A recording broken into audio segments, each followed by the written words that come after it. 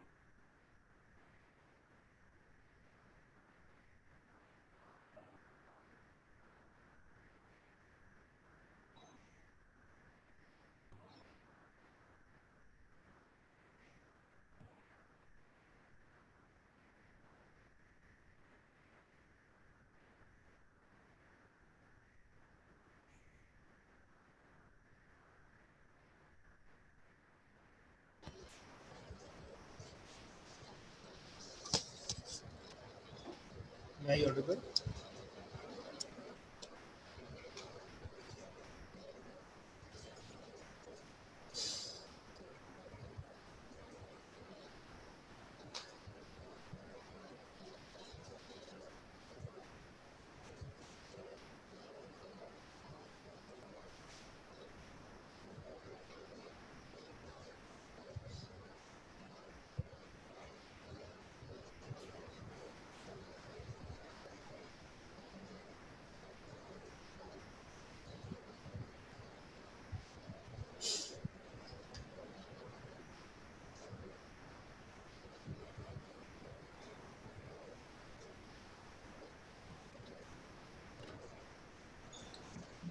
Good morning, Dr. Khan.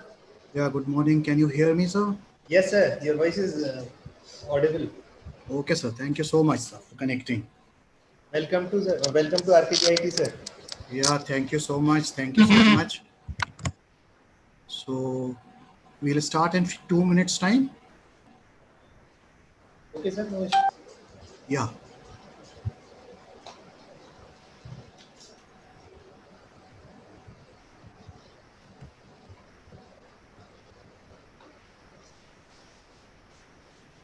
Yes, sir.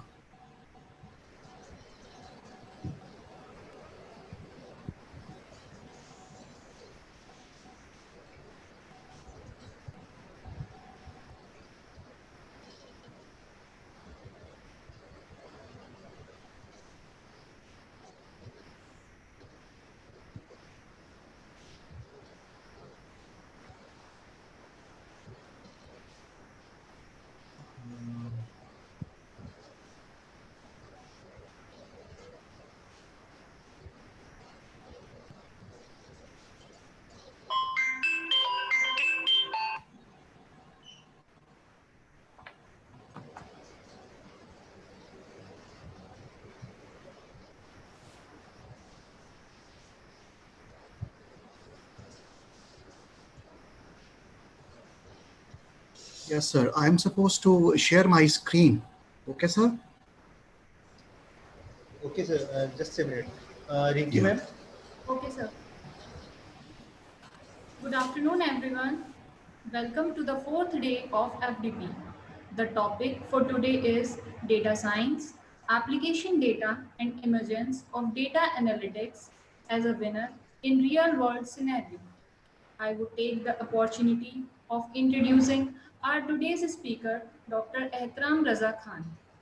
Dr. Ehtaram Raza Khan is working as an associate professor and placement head at Jamia Hamdard, Delhi. He has over 25 years of rich experience and has done PhD in the field of software engineering and neural networks. His research areas are software engineering, computer graphics, machine and deep learning, big data, cybersecurity, and IoT. He has successfully authored 12 text and reference books and various book chapters. He has over 60 publications in international and Indian journals. He is senior member of IEEE and ISTE and member of many computer associations. So without further delay, I would like to invite Dr. Ehtaram Raza Khan to begin with today's session. Over to you, sir. Good afternoon, everyone. Good afternoon, audience. Good afternoon, participants. Can you listen to me? Can you hear me? Yes, sir. Yeah, is my voice audible? Yes, sir. Yes. Okay, sir. So I'll be sharing my screen. Okay, sir. And there we will.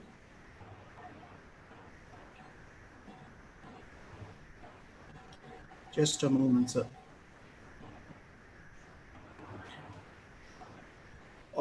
So my topic for today is application areas and emergence of data analytics as a winner in real world scenario. We are going to talk about data science today. It's basically a session where we'll interact with each other. I would be giving it in simplest of terms. I'll be keeping it very simple. We'll be interacting in between, and if at any instance of time you feel that I'm not audible, you can always Mr. You can always stop me so that I can make my slides available and I can start speaking because the internet is a big problem in Ghaziabad at times. So please do bear with me if it happens. But inshallah, I think it will be proper today. So introducing myself, I'm Dr. Hitram Raza Khan. I'm representing Jamia Hamdard. It's one of the Center of Eminence awarded by MHRD Government of India. I'm also a part of this organization, SIRG. This is Scientific Innovation Research Group. This is an Egypt-based group. You can always take that email ID. We'll share the slides with you. You can always interact with us for research proposals and for any kind of research collaboration or any kind of books collaboration, you can always do with us. It's a wonderful group. We'll discuss more on that. I'll tell you more on that through the mails. So I'm thankful to RKGIT Ghaziabad for giving me a chance to be part of this wonderful international FDP. Special thanks to Dr. Amit and Dr. Sachi. RKGIT is a wonderful college that has grown remarkably over the last 2 decades. I have seen it growing. Those were the struggling days when we joined those colleges. I was with IMR, and I remember those golden days when I used to come to RKGIT as judge in several events, as observer in examinations, and as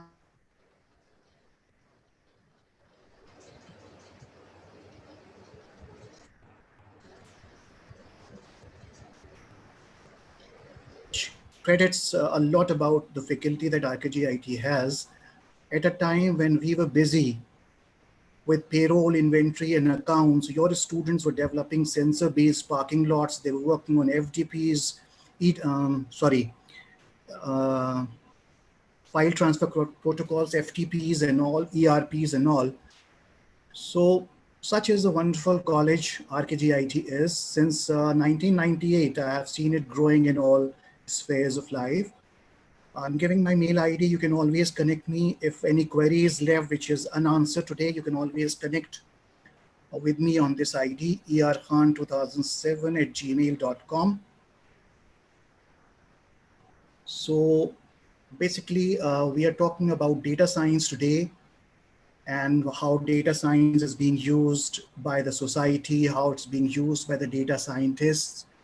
And but before that, let me just talk about why do we need data science? Why is the need for data science? Why is there such amount of huge data available to us? From where does that data come? So what is the source of data? So let me first take you through a clip. Just I'll be showing you a 2-minute clip. If you just see on my screen, you'll love this.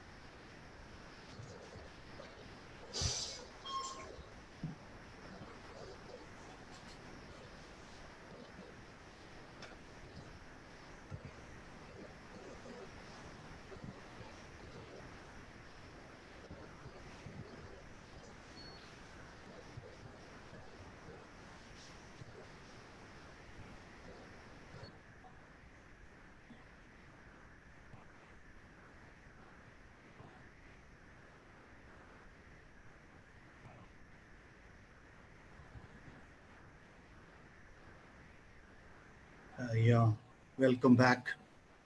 So this is where we get our data from. This film, if you have seen closely, you would be seeing self-driven cars, the parking systems, the traffic systems, and everything that we see. So this is the kind of world that we'll have to imagine if we have to talk about data science, if we have to talk about big data. We'll have to think about such a world. We are not going to talk about a small village. We are not talking about a small city right now. We are talking about this big scenario where we see internet all around us. We see IoT all around us, big data all around us. So we get data all the time from IoTs, from sensors, from actuators. And so plenty of data is here. So before starting with my actual presentation, I'll take you to one more presentation, and if you will get more insight as to how we are getting this data. So if you look on my screen, we'll be giving the introduction. I'll be giving the introduction to data science. So if you look at the screen, we are talking about data, about big data, challenges. Excuse Yes. me, sir. Yeah. Sir, your screen is not visible. Okay, sir. Kindly share the screen. Yes, sir. Just a moment, sir.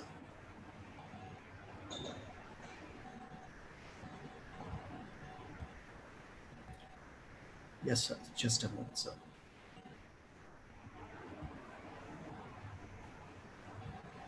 Is it visible now, sir? So is it visible now? Yes, sir. Yeah. Yes, sir. Okay. Am I audible also? Yes, sir. Yeah. So we are going to talk, before going into my actual topic, let us once again quickly go through these topics. Yesterday, I saw Professor Mansaf Alam by doing it.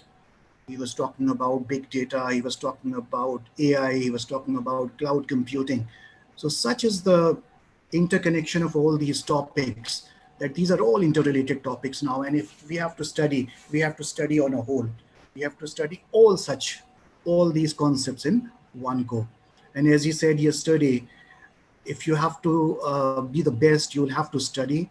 And if you don't study, if you don't get into more and more research, you will perish. So his words, I yesterday listened to them, and I do agree with that, that it's the time when we have to study, we have to learn new things daily. And that's where we are heading for. So if you look at my screen, we are going to talk about data, we are going to talk about big data, the challenges involved, why data science, what will the data scientists do for us, especially in times of COVID?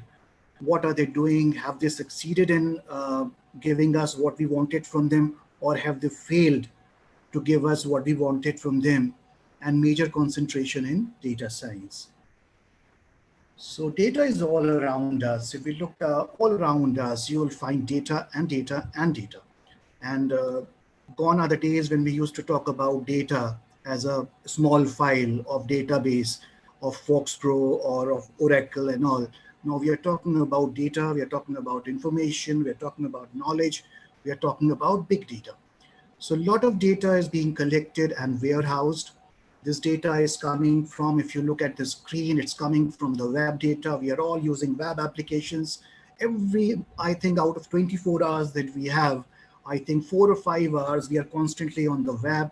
We are working on applications. And now when we are teaching online, now I think 12 to 13 hours, we are on the system continuously, working on the webs, searching for something, even performing our bank transactions, our monetary transactions. So everywhere there is data. We have web data, we have e-commerce, we are ordering from grocers, we are ordering from um, grocers and other providers, where we are just with the fear of COVID that we are not going outside, we are maintaining social distancing and all.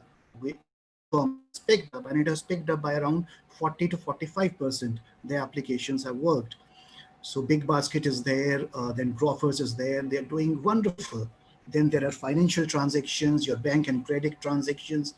Everything that you're doing in a bank is now through transactions only. Even if you have to transfer your EMI, you're doing through the bank, through the links and all, through the system. You're not going to the banks. Even the banks are discouraging you to come to the banks. They're saying do it from home.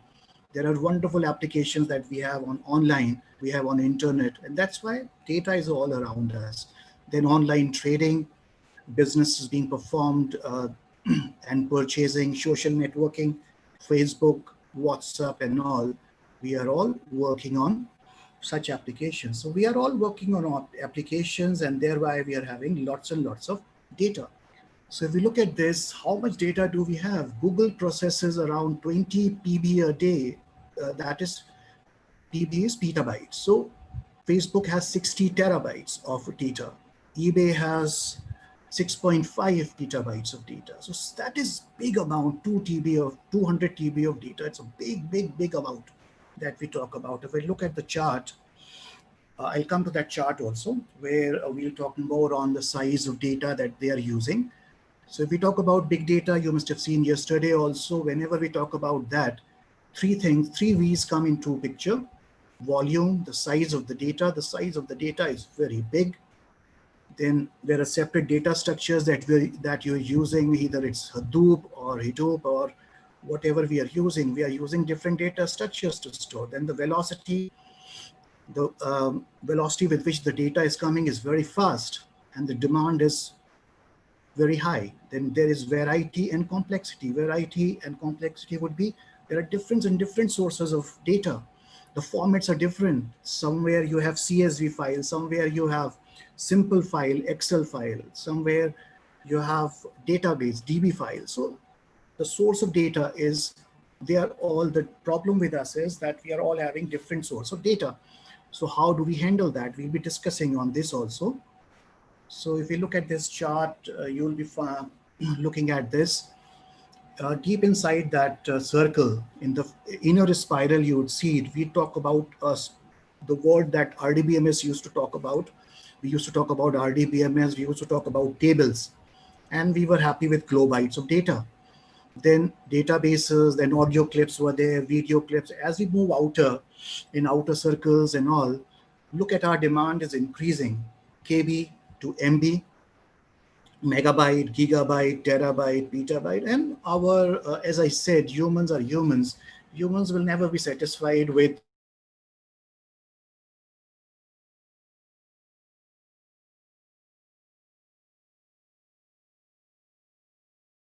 we move on to a better system. So such is the hunger of our desires that we'll keep on moving and the world will move around this spiral. We are going to talk about more and more. So needless to say, this kilobyte is 1024 bytes, then 1024 KB, then 1024 MB and all. So that is the kind of data that we are using. So if we look at the screen, the types of data that we have.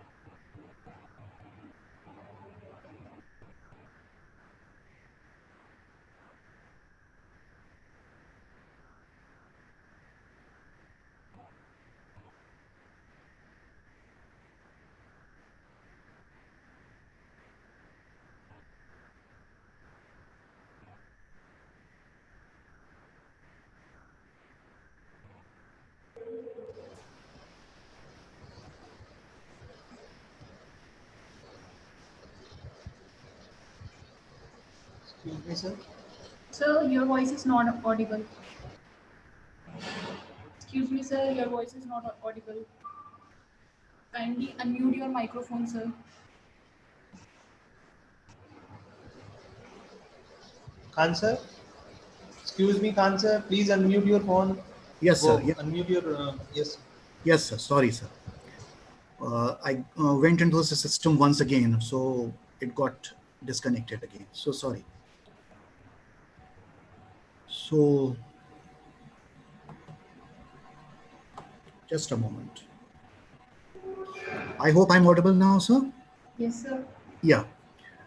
So types of data that we were talking about, it can be relational data, it can be text data, it can be semi-structured data.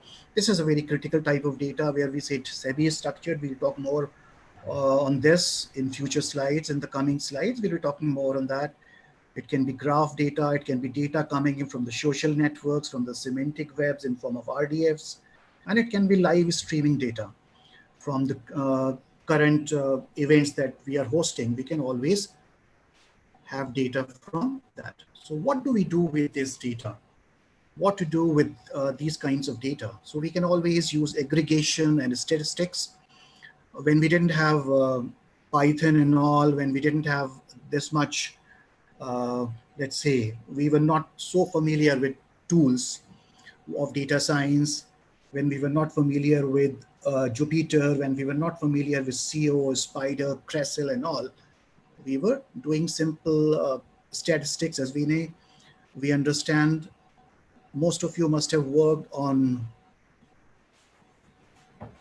statistical packages, aggregation and statistics. Then we were indexing, searching and querying, and knowledge discovery. We were doing data mining and statistical modeling.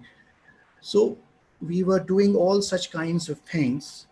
Let me just take you to the topic that we have to cover up. So let me brush up once again what we were talking about. Initially, I showed you a film where that film is about the world that we are getting into. It's 2020 and we are almost into the world of smart cities, into the world of sustainability, into the world of, let's say, if we say 5 trillion economy, if we say this is the kind of the world that we'll have to have. So that is the kind of data that we'll have. So now comes a topic, what is data science? So if we look at this, an area that manages, manipulates, extracts, and interprets knowledge from the tremendous amount of data. So we know management, we know how manipulation, we even extract from the given rules, from the given data. If we extract more knowledge from that data, we can even extract new rules from the previous rules, and then we can interpret the knowledge from that. That is the role of data science. We'll be looking on that. I have one very wonderful exercise for you all. I have in one of the presentations that I'll be giving you, I'll be talking about Google Colab. So that's where I will talk about data science from the practical aspects. I'll talk about data science, how we can use small programs in data science to get the information that we are talking theoretically about. So at the end of my session, towards the end of my session, I'll take you to that CO. CO is collaboratory lab from the Google. So that would be a wonderful experience for you. Most of you must be knowing that. A few might not be knowing that, but then we can have a discussion on that also. So that will give us some practical exposure also. So if you look at the second definition, data science is a multidisciplinary field of study with the goals to address the challenges in big data. When we say multidisciplinary, it's a combination of different fields. It's a combination of mathematics, of statistics, of engineering, of management, of psychology. It's a multidisciplinary field of study where we're going to talk about, we're going to cover every aspect from the real life, because every aspect is being covered. So data science principles applies to all data, big and small. If we look at this, theories and techniques from many fields and disciplines are used to investigate and analyze the large amount of data to help decision makers in many industries such as science, engineering, economics, politics, finance, education. So data science is everywhere now. If you remember the Trump election or the election that Modi ji won, they won it because of data science. They did everything that data science could have done. If you remember the name of Prashant Kishore, who used to work, who works for different political parties. He's making perfect use of data science. What he is doing, he is using data science, he is using the facts, he's using the figures, and he is getting the interpretations from that data. So Trump won because of data science. He did it remarkably. Modi ji won it twice. He has won it. And once again, the IT cell that BJP has, I think it's wonderful. They're doing wonderful in data science. They're manipulating the data perfectly, because everywhere where we talk about data, data is mere manipulation. And how do you show it to the public? How do you show it to the stakeholders? That matters. And that's where the companies are thriving on. So if we talk about data science, again, computer science, mathematics, statistics, they are all coming into picture. From computer science, we are talking about pattern recognition, visualization, data warehousing, high performance computing, databases, AI. There are so many avenues where data science is being pushed into. If you look at the share market has picked up remarkably. That's because they are making perfect use of data science. They know what's going to happen after next 6 months. They perfectly know what's going to happen next year, because from the facts that they have, from the data that they have, they are able to manipulate. They are able to perfectly manipulate according to their needs. Let me just give you one example. Two of my students, PhD students, they were working for our party, Aam Aadmi Party, in Delhi elections, and they had this project and they showed me the code. They were using neural nets and all. They were making use of data science and Colab and all.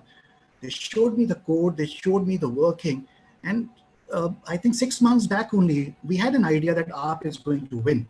But by so much margin, that was very strange. But we somehow thought 35 to 40 seats AAP will get from the kind of data that we were manipulating in their offices.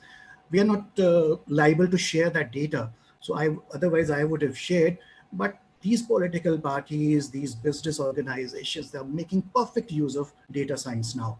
And data science is everywhere. I'll take lots and lots of examples here where data science is being used, where data science is being used as a success story. So Trump and Modi ji are the two words that they come to our mind always because of very clever use of technology that they're using. And digital India, if Modi ji says, I think we are into a digital age and we are doing wonderfully. So if this is the chart that we were, Gartner's chart, there we started from here. Data science started from here. We are moving ahead and we are going towards the systems, which is the plateau of productivity, where we are going to talk about highly productive systems, wonderful systems, where even it's about after 10 years, if we visualize, everything would be completely. Yeah. So now again, if we look at data science, as I said initially also, data science is a multidisciplinary field. If you look at it, it's statistics, pattern recognition, machine learning, AI, data mining, knowledge delivery, databases, visualizations. And this is a complete mix of all these disciplines. So the more we use it, the more success we are getting. But it's strange that we have not been able to use this kind of success in COVID times. And maybe that's where I feel that the software scientists or the data scientists have let us down somewhere uh, in COVID times. Otherwise, I thought they could have given wonderful, even better results. Some of the countries have done very well. Germany has done well. South Korea has done well. And what they did, they used data science perfectly. They use the information from the airports. They use the information from the insurance companies. They use the information from other sources where they thought the people are coming from outside, from abroad, from other countries, from China or from the Middle East and all. They completely banned those. And that's there we see that they have cases less than, let's say, around 2-3 lakhs. So that's where I say I still feel that data science has been a big letdown in terms of COVID times. But when I'll be doing the session on Colab with you, I'll be talking about some part and I'll be discussing some code also. And that's where you'll see, okay, yes, we are trying at least, we are doing. And we have been working on the COVID data that has been shared by the WHO and from the Chinese companies and all. We have been working on that data. And there have been lots of research papers also that have come up on data science for COVID. That's where you can always search the Google. So again, if you look at this, data engineering, scientific methods, math, statistics, advanced computing, visualization is when you visualize it through graphs and all. Hackers' mindset will have to be understood. Hackers' mindset. Hackers are in all form of plays. That black deep web that we talk about. Hackers are not even sparing us in times of COVID. They are hacking our systems. And will you believe that they even hacked the website of WHO during these COVID times, last 3 months, they've even hacked that. So that's where data science will have to play a very big role in understanding the mind of the criminals and understanding the minds of the hackers and of the exploiters. So that's where we are talking about. So this is the kind of data that we talk about. Data is all around us. We are living with data. And as we have a new proverb also, data is the new oil. So now data is everything to us. So that's why we are devoting such a lot on data science. So companies learn your secrets, shopping patterns, and preferences. We all know you just get to buy one shirt of your size, and the same size of shirts from other companies, they'll pop up on your screen and you'll have multiple options. We are giving 3-pack of 3 shirts for this much money. Shopping patterns, they understand from you. Preferences, they understand from you, because that's where they are continuously scanning your preferences, your actions that you're doing. And let's be very sure about this. Whatever we are doing on the internet, whatever we are doing on the applications and all, they're all being scanned and they're all being scrutinized. So data science and election, as I said, Trump and Modi ji and the Bihar elections, beyond that, and after that, the Delhi elections, they have all made perfect use of data science. We have talked about predictive.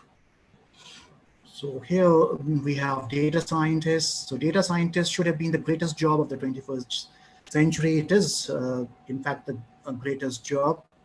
They find stories. They will study about the problem. They'll extract the knowledge. So that is the trait of a scientist. They are not like us. Like we read a story and we don't get any knowledge from that. We don't try to extract knowledge from that. The scientists, what they do is when they read something, they try to extract knowledge. They are not reporters. They are not highly paid reporters. They'll extract the knowledge, and they'll extract this knowledge and work this knowledge for the betterment of the society, for the betterment of the company, for the betterment of the organization that they are working for. So data scientist is one of those premier jobs that, so if you look at it, they bring structure to it, they find compelling patterns in it. They try to unravel, they try to search the patterns in the available data. And they advise the executives on the implications for products, processes, and decisions. There are so many products that you'll see. They are not being introduced into the market. Their production is stopped because data science said this product is going to fail in the market. So there, the executives, they went for the advice from the data scientists, and they never launched those products. They never went into the production of those products, which data science said will never be successful. So this is the kind of fight that is going on between the companies. Whichever company is using it first, Amazon or the Netflix or the Big Basket and all, they are all making perfect use of, as we'll discuss in the later slides, they are all making perfect use of data science. And as I said, data is a new oil. So they are completely using this phrase. So what do data scientists do? Just a moment. Just a moment, sir.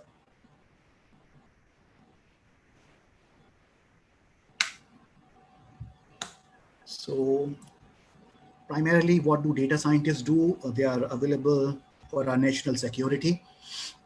It's one of the most important things that that is a prime challenge for us. And if you have seen last 7, 8 years or 10 years, there have been very little, there have been no bomb blasts and all in the rest part of the countries except Jammu and Kashmir and all. Otherwise, the national security, the data scientists have done remarkably well with the data available, and our national security has undergone a lot of change, a lot of improvement, I would say. If you look at Israel, no one, not even an ant, not even a mosquito can enter Israel without permission, without their permission. It's the same, I won't say same about America right now. So national security is a prime factor that data scientists are working on. The more the national security is, if we have better scientists, data scientists, then cybersecurity, as I said, these hackers and these exploiters, they can exploit anyone. They are not even letting the kids go away. They are even cyberbullying the kids. They are even extorting money from the businessmen. They're even going for ransomware. They are hacking your system. They are blocking your system. They're not letting it go. Pay this much of money and then we will release your system, and the company have to pay for it, and they have to pay in terms of bitcoins, and those bitcoins are not very ordinary bitcoins. So even a small amount of rupees for a company. So there was a case with Noida police where this what came in, and that businessman was asked to pay some number of bitcoins to get the system released. He reported, and then finally something happened, and the system was rescued because he had the backup of that data. And the police said, don't go for that threat and just reload the system again. So if this would only mean that there is a wastage of 2-3 days of data, and you will again. So the better part is the data scientists can figure out, they can give you lots and lots of insights like what attacks can happen. So our systems, the cyber can be made secure through data scientist work. And business analytics is the business area that you were talking about. Lots and lots of research is going along in business analytics.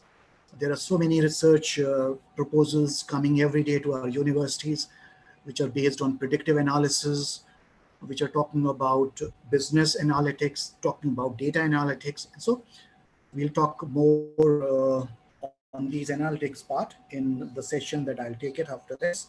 In engineering, healthcare, and a lot more. Healthcare, if we talk about the vaccine that we are looking for, the kind of medicines that we are working on.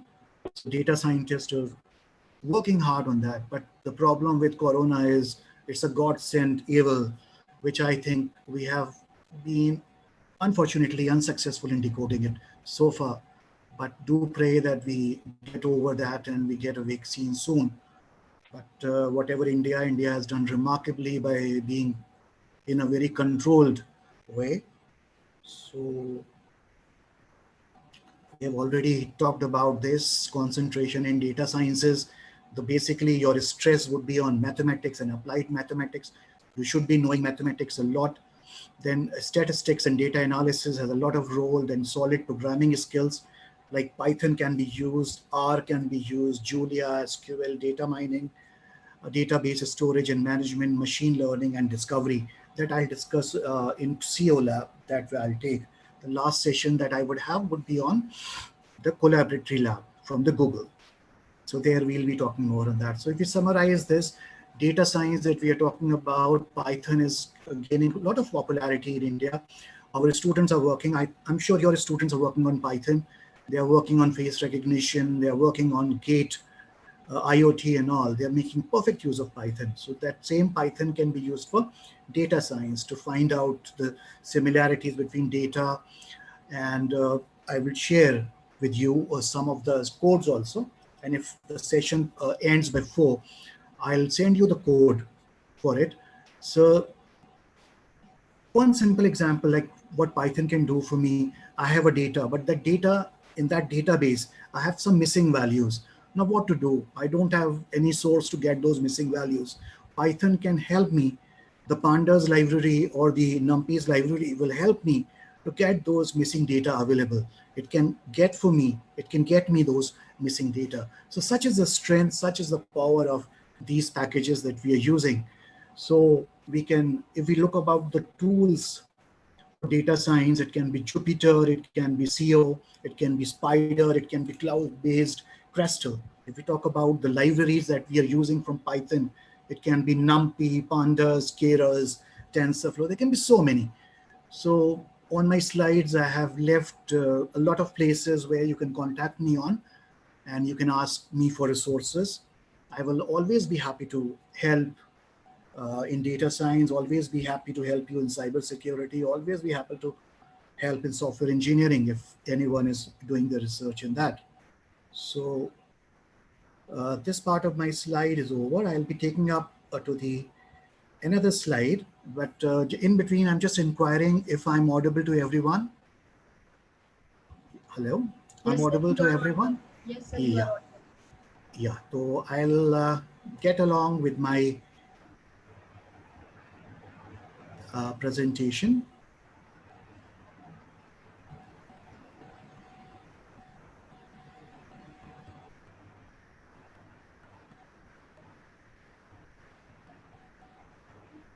Just a moment, ma'am. I'm just sharing that screen.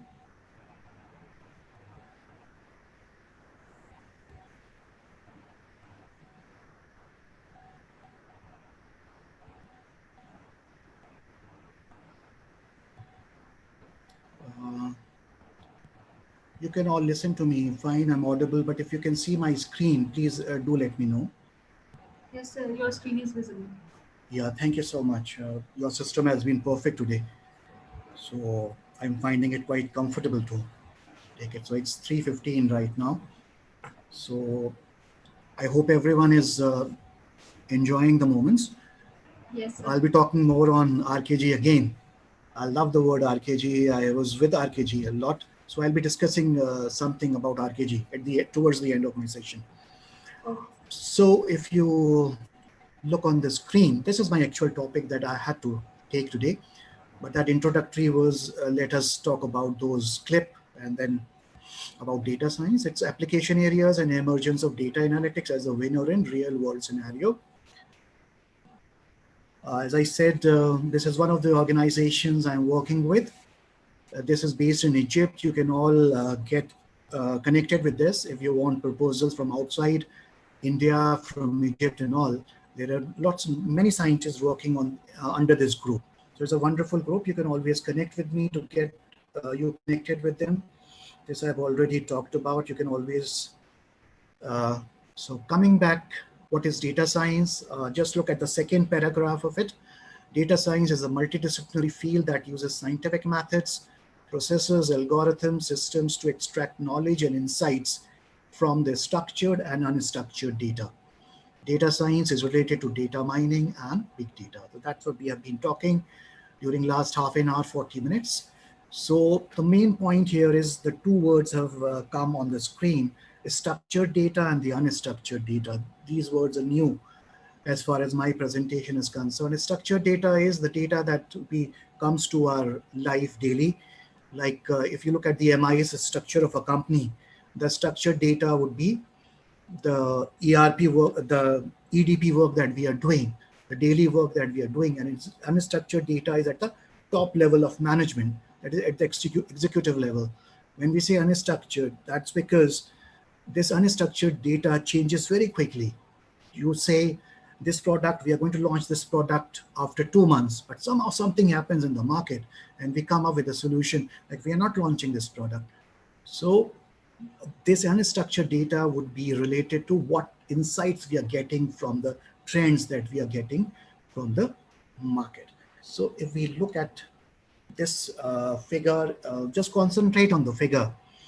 Slides I'll share with you, you can always go through them. And I'm sure Professor Mansaf has shared a lot of slides also on this. Those are wonderful slides. Do read them once you have time.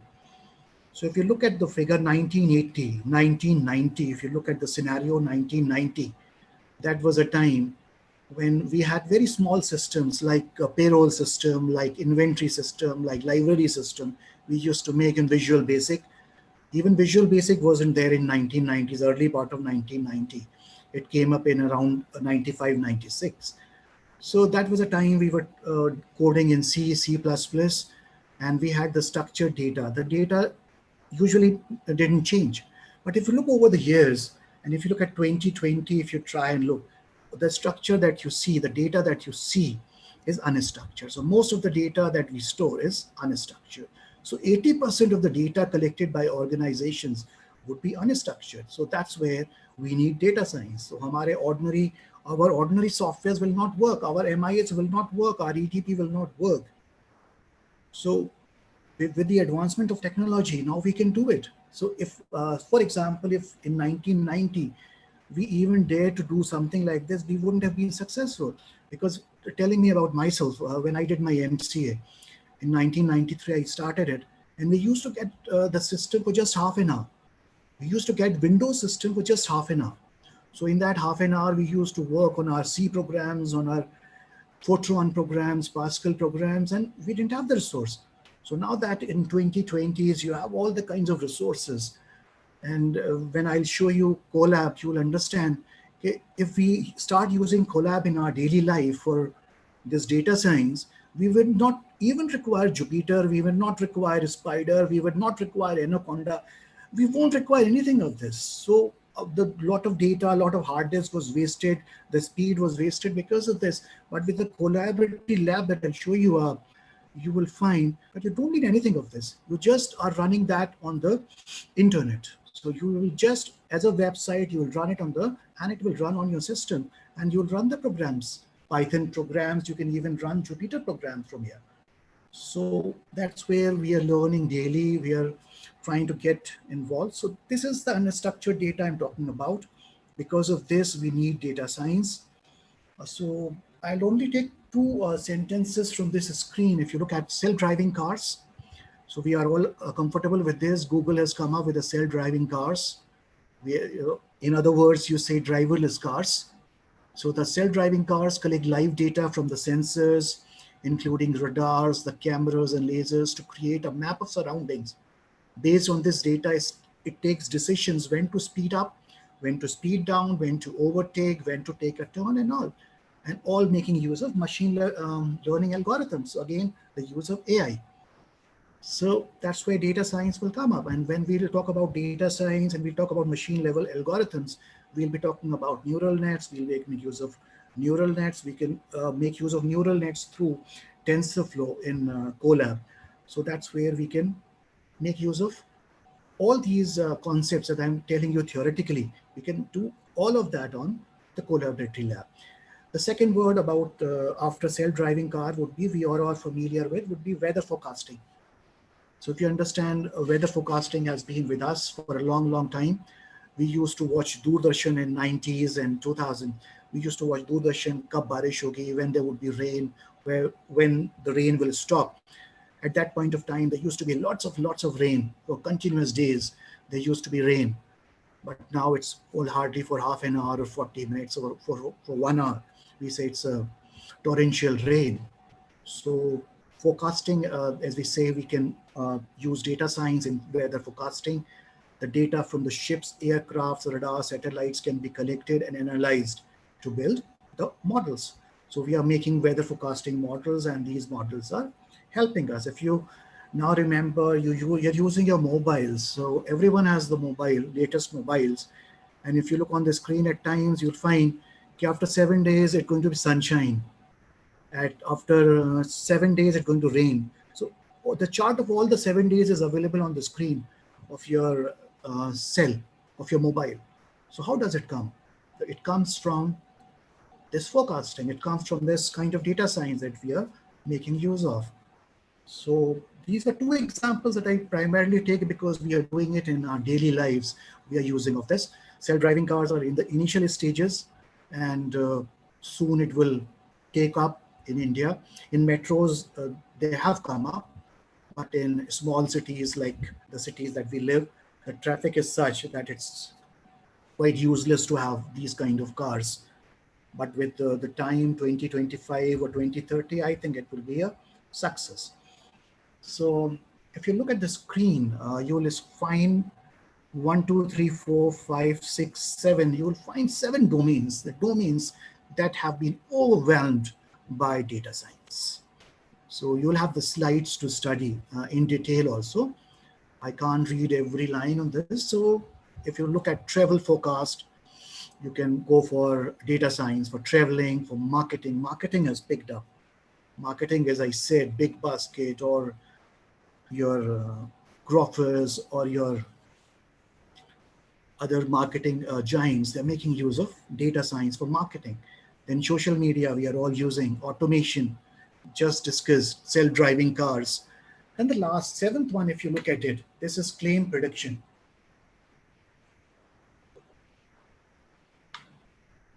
So sorry. Yeah, if you look at the seventh one, credit and insurance. Now, there are companies who have, in the conditions while you're buying your car insurance policy or any other policy, they have a condition that if you're driving if you're driving at a speed of more than 80, the insurance wouldn't be covered. Now, just tell me, how will you get the speed? How, if accident happens, if it, God forbid, if you have an accident and if you go for that insurance cover, and how will the insurance company know that you were driving at more than 80 or you were reckless in driving? That's where, again, the sensors will send your data from your cars. The sensors will send the data to their servers. So how you're driving, your driving patterns, they're getting saved to their servers. So everywhere it is connected. As I said, the clip that I showed you, even in in that clip also, you had the word insurance, you had the word on business intelligence and all. So if you look at this, every action of ours is every action on the keyboard that we are doing is getting stored. And it's getting stored with the right person also, the companies that want the data from you, the good data that we say, or the bad data that the hackers are using, even they are scanning what you're doing. And they are scanning, they're stealing your money, they're stealing everything.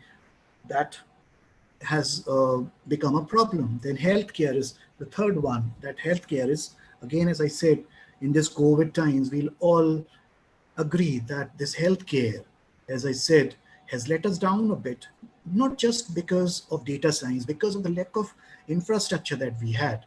Our cities were well equipped to deal with COVID and all, but our villages or our small cities were never ready. And with the kind of migrant problem and the way they rush to the villages and all, that alarm suddenly went up for these small cities. And yesterday I was looking at a video from Bihar where a doctor is coming in one of those rickshaw, and he's a COVID warrior and he's a doctor, and that is a care unit, big officer. So, but he's coming on a rickshaw. So just the kind of, let's say, the preparedness was not there. We were not prepared for this calamity. So 3 months down the line, we have worked so hard. And I'm sure just as we teachers are working so hard for the society, I think teachers have been the prime force. We have not let our shoulders down. We have been going for classes right from 9 to 5. We have been taking online classes. We have been busy with wherever we can contribute, we have been contributing, just as other fields are contributing. So if you look at the screen once again, this is a kind of applications where data science is making inroads, it's getting successful. There are two terms that will come on the screen would be predictive analytics and prescriptive analysis. Predictive, as the dictionary meaning would say, predictive would be that you can make predictions. So predictions, if you look at the future credit payments, you talk about customers, you talk about, so the predictions would come from the analytics that you're doing. So predictive analysis is being used with business applications, insurance companies, with your business organizations, and they are making perfect use of this. In 2 or 3 more slides, I think we will cover more on this, where predictive analytics is being used. Then prescriptive analysis, the example we have already taken, would be a model which has intelligence of taking its own decision and the ability to modify it with the dynamic parameters. For example, the self-driving car. So the prescriptive would be they will take their own decision based on the situation, like the traffic is high, the car will have to slow down. So we'll talk more on this. So this is a very important comparison between the business intelligence that we had till 2000, business intelligence versus data science. So if you look at the data sources for business intelligence, these were usually structured. Data science, we have both structured and unstructured. As I said, It's very difficult to take decisions on unstructured data. For structured data, decisions can always be taken easily. Then approaches used were statistics and visualization. We had lots of stats was used. Visualization tools were used.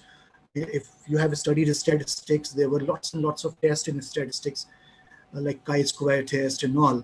So they were used, the visualization was done using the bar graphs and all, the charts and all.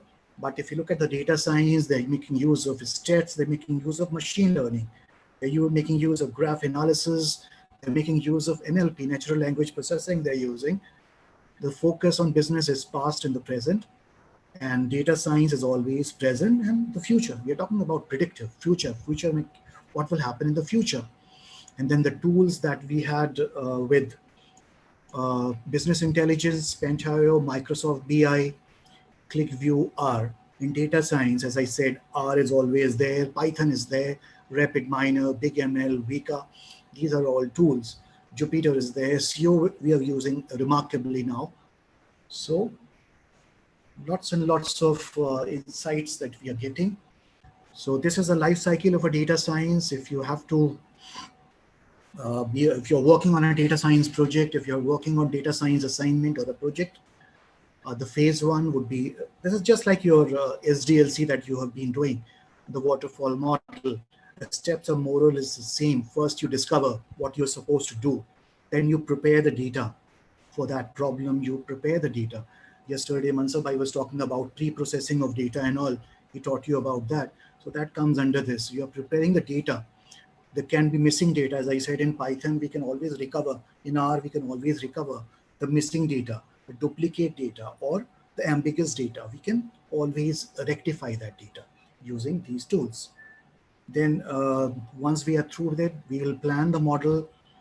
Once the planning is like analysis in the waterfall model, we analyze it on paper, and then we start building the model. Like this is the development. The development tools are being used to build the model. You'll have the slides with you. You can always go through these slides and you can always discuss.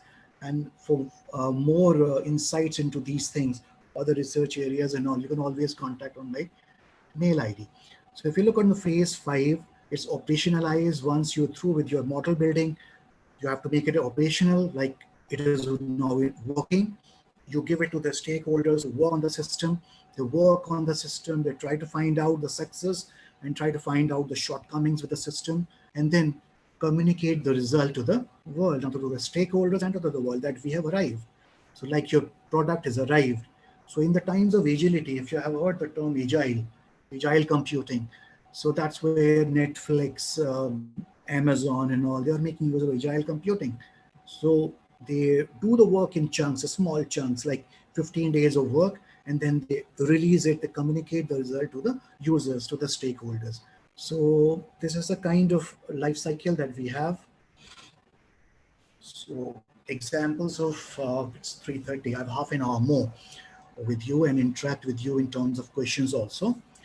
So examples of data science, if you look at the, Paresh, towards the end of this session, I'll take up all of the queries. So let's, Amit sir has given me the last 10 minutes to interact with you. Okay, Paresh? Yeah, am I audible? Somewhere down the line, I feel I'm not audible. I'm audible, okay, thank you so much. So if you look at my screen and if you try to read these names, out of the 10 names that I've written on these slides, you know these names: Quora, Facebook, Twitter, Instagram, are the best example of data science. It mixes topics the user selected, the feeds he might like based on what they read, predictive stuff. Like I order for some headphones and immediately on my screen, some other company's headphones, they come up. Okay, we are offering headphones for this much money. So that is the use of data science. Product recommendations in any e-commerce site, the same that we were talking about. Deep learning, for example, in neural nets, how synapses can be redefined. It's already, we are making use of deep learning in healthcare. We're making of deep learning in vision, in visualization. Then if you, second last line, if you read, Siri, Amazon, Alexa, Google, Caratona, they are all speech recognition systems. Everyone must be familiar with Alexa. So we are working on that. There are ads on the system about Alexa. Alexa, 2 plus 2 is equal to some, there is an ad for some kid who's asking Alexa, Alexa, what is 2 plus 2? And the mother comes in and intervenes. What are you asking, Alexa? So this is the kind of systems that we have before us. We are using them daily. If you use your mobile and if you use your speech manager or your speech recognition software, you say something and it immediately responds.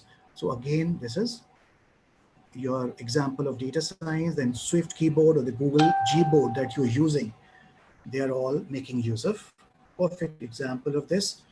So these are the application areas where they are being used. We have discussed, Abhi, in the slides, coming slides. We'll quickly take you across to each one of them. The applications are fraud and risk detection in businesses, in other spheres of life, in cybersecurity, healthcare, internet search, targeted advertising, website recommendations, speech recognition, airline route planning, gaming, and all. These are all application areas of data science. So if you look at this, data scientists are working on this, fraud and risk detection. We are working on healthcare in COVID. As I said, we are still struggling, but we are working. We are working with drug development through the use of data science. We are working for virtual assistance for patients, like even from the home that they are sitting, the elderly, they're sitting, and from the press of a button on their wheelchair, the information can go to the doctors and the doctors can rush the ambulance back. So data science has helped a lot in that aspect also. And internet search, as I said, with this, the internet search has gone a sea change. You just type the word cats and there would be lots and lots of choices before you, what you want to search. So that is the kind of advancement that you have. Then targeted advertising is there, which is another very important application area of data science. If you look at this figure, this is targeted advertising where we were talking about. You search for one product and you have multiple products coming on the screen. You will have a plenty to search on. Website recommendations will come up. You search for one kind of headphones and there will be many kinds of headphones being displayed on the screen, and there would be even the cost would be given so that you can compare. Even the ratings would be compared. Like you can change your mind. I'm not going to go for Bose. I'm going to go for MI applications or MI speakers. So that has happened with us. We have changed our mind on buying mobiles just by looking at that. Then Alexa and Siri through speech recognition, they're all making use of this. Airline route planning is making use of this.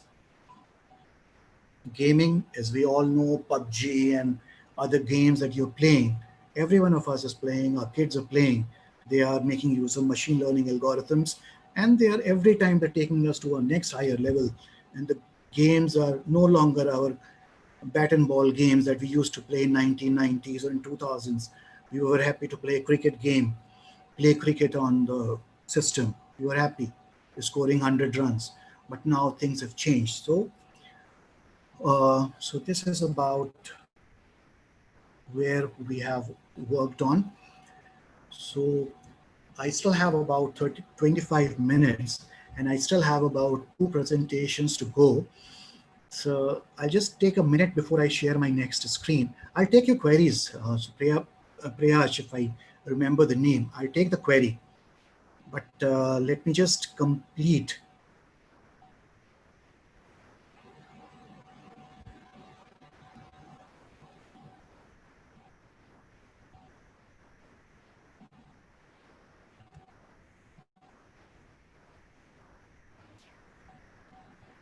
Just a moment.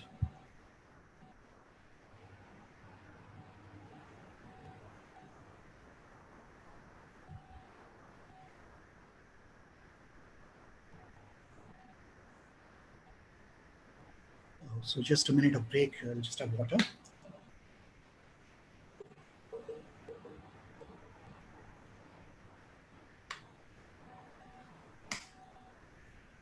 So one of the part of my presentation was the success stories where data security has picked up. I'm sure I'm audible and I'm visible also on the screen. Yes. Yes, sir. Okay. So here how machine learning and analytics have transformed the big basket into smart basket. Big basket, everyone must have heard the name Big Basket. Shah Rukh Khan coming out with the head of Big Basket. So if you look at this,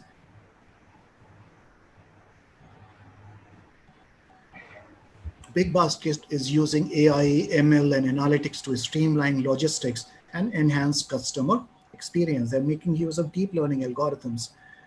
Like if they are shipping something, if your cold drink is coming through Big Basket, let me be sure that 100% that your ice cream would be in ice cream form only, completely chilled, completely frozen.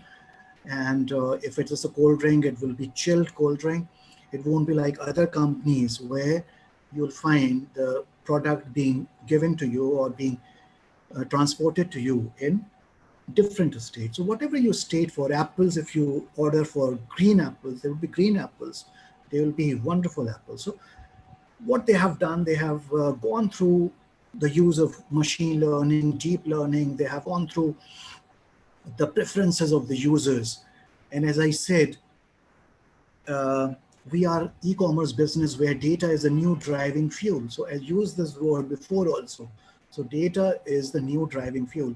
So that's where the head of the analytics, Subramaniam, has been saying, and they have perfected the art. And Big Basket is a big success in terms of use of data science, so making their business operations successful.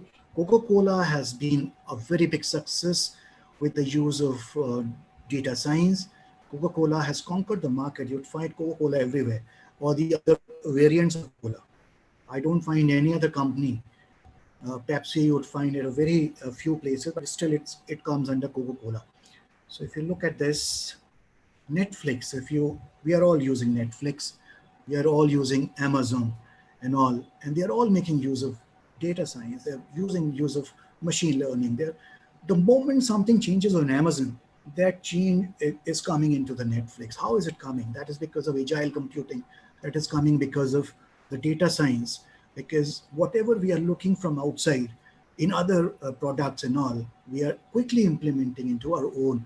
We are going for the user preferences. We are going for the user likings. We are going for users disliking. And the result is they have wonderful business now. So Netflix is conquering the world in terms of entertainment. They are releasing the movies on Netflix now. Marriott, in terms of hotels and all, it's competitive. It's more than 122 countries. Marriott is a big success in hotel business. And they're making use of data science perfectly. It's everywhere there is a data. Amazon, we all know. Amazon is a perfect example of this. Everything that you work on, everything that we look for, Amazon is doing the perfect. Amazon, Netflix, and all. So this is one of those success stories where, so this is the part of, I'll just take 5 or 10 minutes more. Amit sir, I have it, still time left, no? Yes, sir. Yes, so, sir. Yeah, so just one more I'll cover.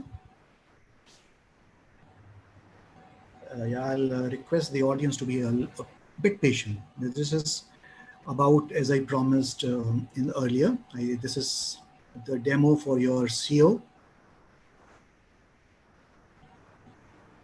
I'll share this first.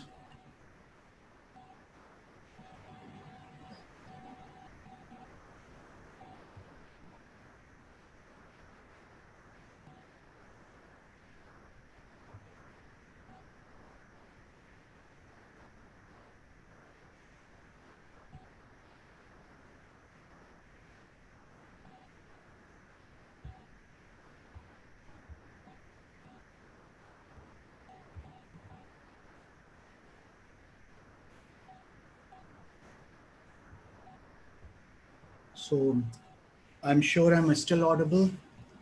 Yes, sir. And I'm still visible. Yes, sir. So please try and look on the monitor and try and see what the URL says. So if you use that URL, the URL is Colab, C-O-L-A-B lab, Colab is collaboratory lab, .research.google.com.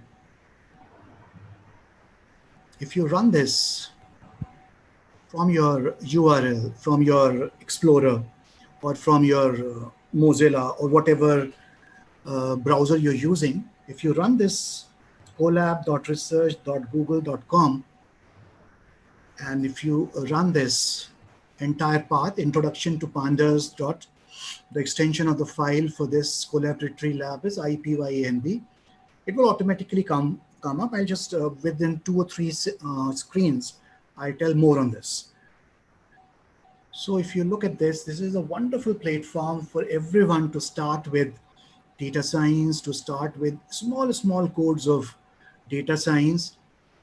If you look at the screen here, file, if you select the file option, I have taken it on the screen, I'll come up to that. If you click the file option, you'll have the option of upload. And if you upload the code that I'll send you some code. So after that, I'll send it to Amit sir. Amit sir will send it to you. Just upload the code, the ready-made code you can upload. And then if you see on the screen, it will work exactly as I'm telling you. So right now, I have used the introduction part that has been given by the Colab only.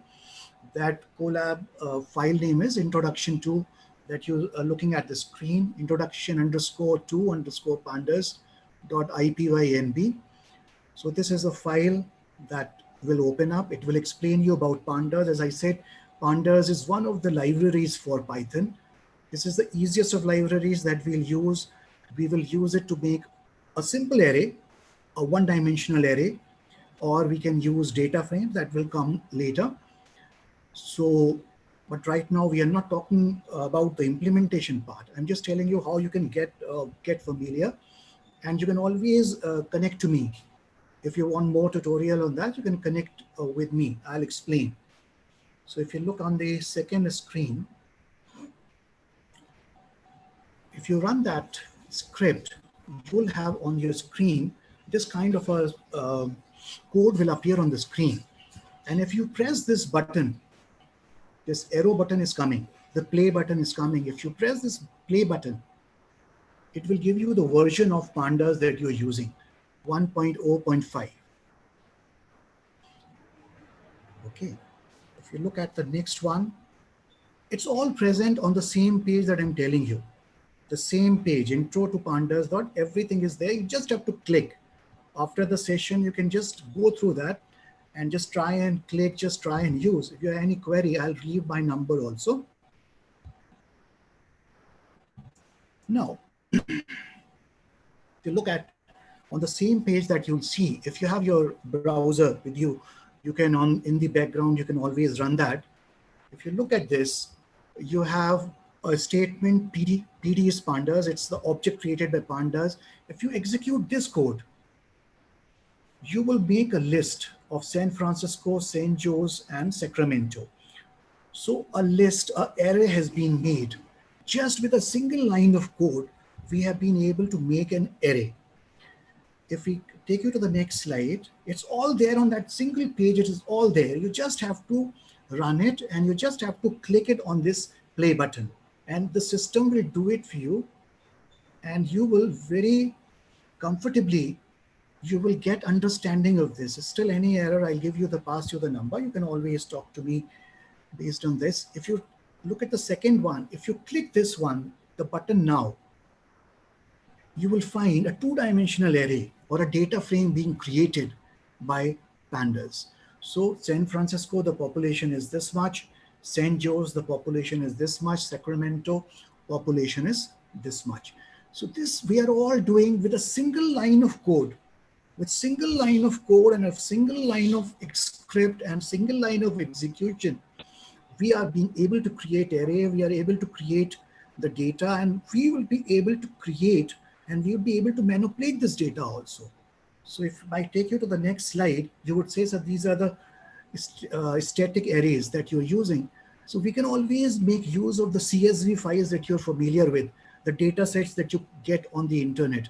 So we can always make use of those CSVs also. So this collaboratory lab is a wonderful way of starting with a CO lab would be perfect way to start with data science and the data science and how programmatically you would be able to handle this. If you look on the screen, there is a statement pd.read CSV. So they're reading a CSV file. A CSV file would be a file that has been made before that, and then it has been passed. Like the same kind of CSV file has been sent by the WHO that we are working on, the COVID data also. So that COVID data, we can use a simple command. So mind you, these commands are very simple commands. We just have to learn about some, let's say 30, 40 commands, and then we can always use those commands for data science operations. I'll send you some code. I'll send you some code on COVID operations also, send you some code on this also, which you can run with Jupyter also. So this is one very easy way of starting, one very easy way of, I can come back on the screen, Amit sir? Sir. Yeah, I'm coming on the screen, sir. I'm trying to come on the screen, just a moment, sir.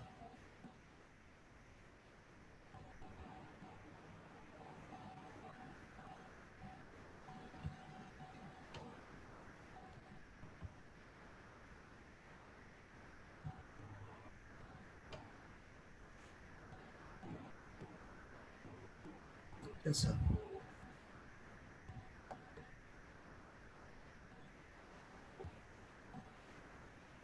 Yeah. So thank you for this wonderful opportunity that you have given me, Amit sir, to interact with your college. You've been my dream come true to interact with this, because it's next door college to me, and it's always been my dream to interact with someone in my city. Been working with Delhi for 15 years now. So now it's a time of the homecoming. So just wanted to interact with you all. So thank you, Amit sir, for the wonderful opportunity. Thank you, sir. Some queries are also there. Yeah. Yes, sir. Sir, screen नहीं दिख रहा है इसमें. मैं just trying to see at the screen. पूरा नहीं दिख रहा है इसमें. Chat अब दिख रहा है, एक second. नहीं, मैं will dictate all the question. Sir, the first question is from. Yes, sir. वो दिख नहीं रहा मुझे. You can always. No issue, sir. Mohammad Qasim is asking, how is machine learning deployed in real world scenario? In real world scenario. How is machine learning deployed in real world scenario? Machine learning. Yes, sir. Well, machine learning just gave you the examples like Big Basket. Have you taken that example? I think the query was made before this. So there are so many applications. You see Big Basket, you see the other applications that are making use of Netflix, Amazon. They're all making use of this. So if you look at your search engines, if you're looking at your mobiles, they're all making use of this machine learning. So in fact, you are using machine learning. Whatever you're just giving it a name. You're just telling a name, let's say Ashish, and the Ashish word, that word is getting dialed up, and we are connecting to someone called Ashish if it is there in your directory, and we're getting connected and we're getting dialing that number. And then machine learning, if you talked about that, you're all making use of Alexa. Haven't you seen Kashif? Haven't you seen Alexa and all, or PUBG and all that you're using? They're all making use of machine learning. Machine learning, in fact, is everywhere now. As I said, these are all interdisciplinary fields. They're all juggled together. So somewhere down the line, like Mansur Bhai also must have told you yesterday, that it's all connected. Data is coming from here and there, big data, machine learning, deep learning. We are all making. Now, the only part is that Python has made our work easier. As I was just trying to show you, I never had this intention to start this, but then I just wanted, this is something very new and everyone should learn from Collaboratory Lab. So we should all be using this. It's a wonderful tool. You don't have to load Jupyter, you don't have to load CO, you don't have to load Spider, you don't have to load anything. So Kashif, if machine learning is there, machine learning we are using in our mobiles, our systems are intelligent, our business applications are intelligent. The managers, and they are just working on machine learning, they're working on neural nets. Yeah, any other question? Thank you, sir. Ms. Gaganjot Kaur is asking, as per opinion, how can data analytics be used in detecting attacks in software-defined networks? In detecting text. I'm repeating the question. Yeah. As per opinion, how can data analytics be used in detecting attacks in software-defined networks? Yeah, we are using text analytics for this. If you know the tools for text analytics, I think we are making wonderful use of text analytics for this. So, Gagan, have you gone through any of these systems? Have you worked on any of these? If you want, I can pass Amit sir, something on this also. So the wonderful Python libraries, which you can use, or machine, if you're going to use MATLAB, we can again use MATLAB for this. And the MATLAB again is a wonderful platform to develop these applications. And I would suggest if we make our own applications, like even if there are 7, 8, 10 lines of source code, and if we are able to accomplish a job, if we are able to do it, that will give us much more satisfaction than what we are downloading the other code and all. So it's a wonderful time to work on. I said you have wonderful resources, have a wonderful college, you have wonderful resources, everything is there. And we used to struggle with the resources. We have to wait for the systems for 15 minutes to get the booking. But still we are learning, as Mansur Bhai said, we have to learn, otherwise we'll perish. And this learning will go on. Keep learning, learn daily, learn something daily, and don't stick to one field. Go to IoT, go to big data, go to any field that you come across, just try and study. And data science is one of those fields which will employ everything, which will make use of everything. So are we not using this data science to agriculture? We're using data science for agriculture. Kashif, this is one very good example where we are using it for agriculture. And then IoT is coming up. So these IoT devices are sending us the data, and we are using data science algorithms, machine algorithms to work on that data. How much moisture is there? How much rain do we need? How much soil we need?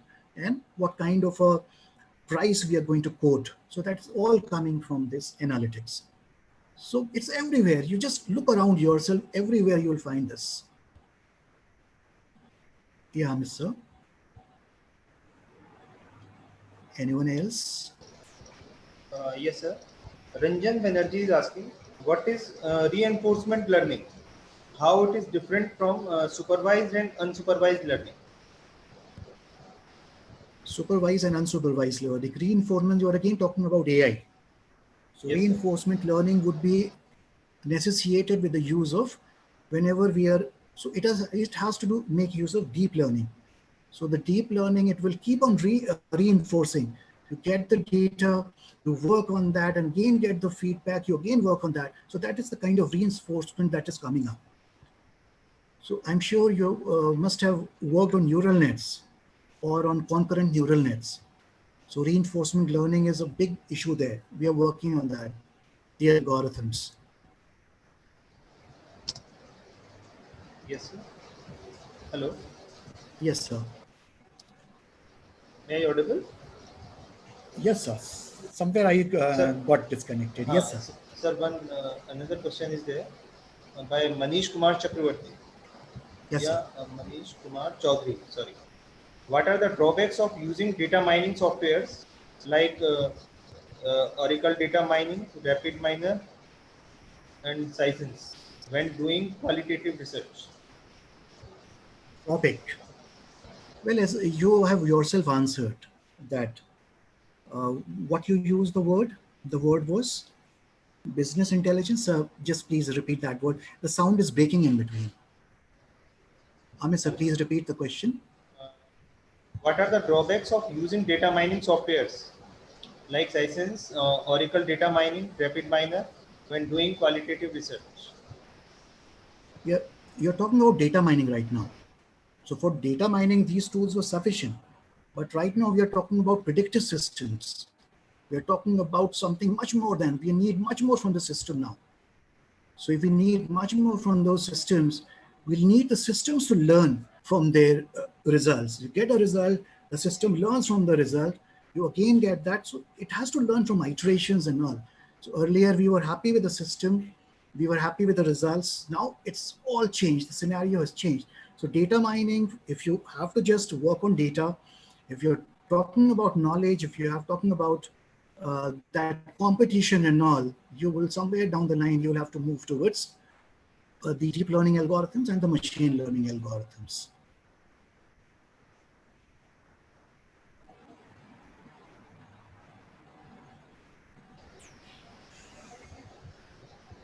Ambedkar, from Ambedkar. Which area is in machine learning is good for research, sir?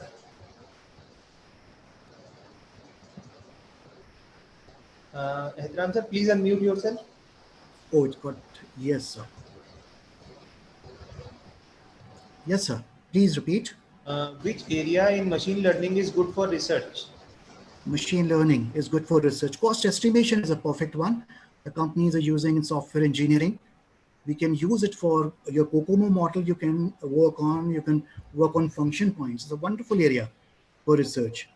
And the research then again can be for agile computing, as I said. The wonderful research can be done for agile, and agile is a need of the hour. So that's where we can always use. In fact, analytics and all, data analytics and business analytics, there are lots and lots of research proposals coming every day to our university.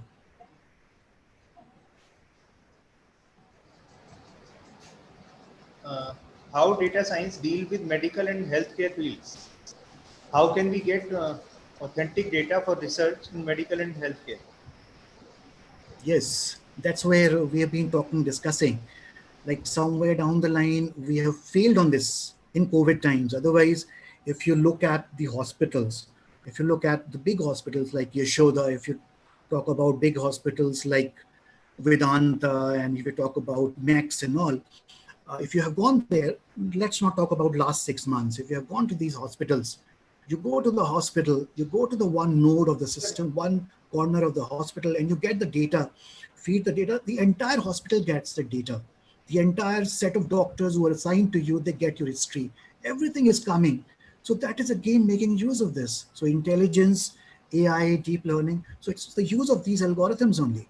So let's not talk about last 6 months. Last 6 months, we have sometimes been let down with our healthcare, but our healthcare has been near perfect. If we talk about big hospitals, Max, they have been doing wonderful with data science, with the use of data science, with the use of computer facilities. If you remember, there, whatever you say, your MRI scans and all, you can get in a split of seconds. So the time, the durability and all, the success has been there for everyone to see. Even we are able to treat our cancer patients. The cancer patients in these hospitals, the healthcare has again come to the rescue. And again, data science has been instrumental. Machine learning has been instrumental in making these health sectors successful. Does churches use data science? Yes, sir. Does Hello? churches use data science? Yes Churches? or no? Yes. Church what? The God's part. Well, I think God part is always very different. The Almighty, as we say, somewhere, it's my personal view.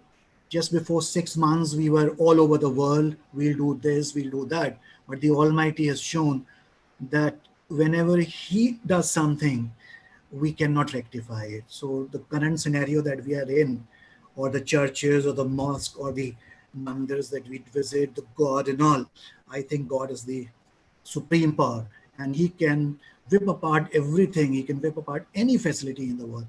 So we cannot challenge God. So AI is there to stay. It's there to make our business successful, to make our lives comfortable. AI is there to make, data science is there to help us in getting profits. But when it comes to the life, just see, Corona has spoiled everything. Thank you, sir. Thank you, sir. Mr. Praveen is asking, please tell us about some data analytics tool for computer networks.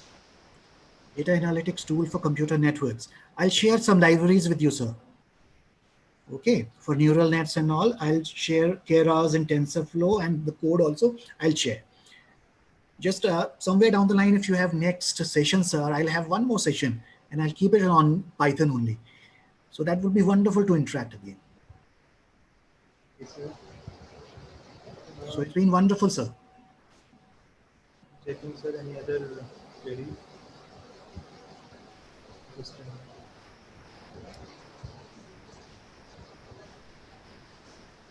Thank you, sir. It's been wonderful interacting. It's been wonderful interacting to you, wonderful faculty. As I said, uh, the softwares you used to make in 1990s, 98, 99, they were very different from our students. So we learned a lot from those parking lots, from those FTP and all. So, Sir, Dr. M.K. Chaudhary is asking, what is the simple method of data collection? simple method of data collection for? Data Yes, collection for? he's asking only for the data collection. So it depends on not the specified. Not specified. Yeah, depends on the application that you're using, depend the kind of business application. You can even have it in Excel sheet. I'll be able to retrieve it. I can have a CSV file, I can retrieve it. So CSV file, if I have that format, I'll retrieve. The video also I can retrieve. As an expert, I think I can retrieve. So it depends. So any other, if you have any query somewhere down the line for development, you can always interact with me. I'll give you the demo for that. Okay, sir? Thank you, sir. Thank you, sir. Thank you so much. Thank you so much, sir. Ma'am? Yes, sir. On behalf of Rajkumar Goyal Institute of Technology, the entire supporting team, our participants, and my own behalf, extend a very hearty votes of thanks to Dr. Ehtam Raza Khan for sharing his experience, expertise, and wisdom in delivering such an informative session. Thank you, sir, from the bottom of my heart. I would also like to thank you for making excellent presentation on data science, application areas, and emergence of data analytics as a winner in real-world scenario, and Thank you. making this FDP session interesting and meaningful. Thank you Thank once you, again, Rinke ma'am. sir. Thank you, Rinke ma'am. Thank you so much. Okay, thank you, Amit sir. Bye. Thank you, sir. Thank you so much. Have a Okay, nice sir. day. Bye. Thank you. Bye. Bye. Heartfelt thanks to great audiences as well as for active participation. Thank you so much.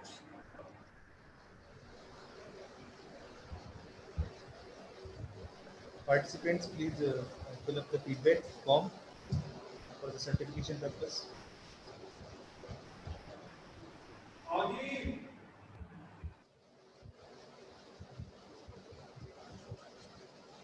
Today we are having only one session.